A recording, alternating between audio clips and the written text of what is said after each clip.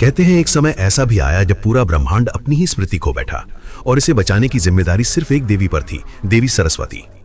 जब वेदों की ध्वनि धीरे धीरे क्षीण होने लगी, जब ऋषियों को अपनी ही मंत्र याद न रह पाए, जब ब्रह्मांड अपनी दिशा भूलने लगा, तब देवों ने ब्रह्मा जी से कहा, कुछ ऐसा हो रहा है जो पहले कभी नहीं हुआ। ब्रह्मा जी ने नेत्र बंद किए, ध्यान लगाया और सच्चाई सामने आई।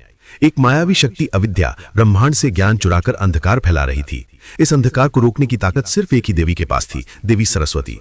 वे कैलाश के समीप शांत झील के किनारे प्रकट हुई। उनके वीणा के तार से निकली पहली ध्वनि ने ही अविनाशी प्रकाश को जन्म दिया।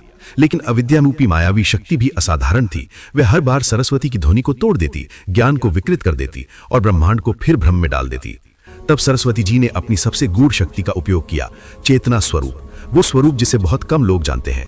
वे स्वयं ज्ञान बनकर ब्रह्मांड के हर कण में प्रविष्ट हो गईं। जहां भी भ्रम था वहां सत्य जग उठा, जहां अंधकार था वहां प्रकाश फैल गया। धीरे धीरे वेदों की स्मृति लौटने लगी, ऋषियों के मंत्र फिर ध्वनित होने लगे और ब्रह्मांड अपनी दिशा वापस पा गया। अंत में अविद्या अंधकार में विलीन हो गई और देवों ने कहा, इसलिए देवी सरस्वती को ज्ञान की माता कहा जाता है, क्योंकि जब पूरा ब्रह्मांड भूल चुका था तब सिर्फ उन्होंने ही याद दिलाया था कि सत्य क्या है।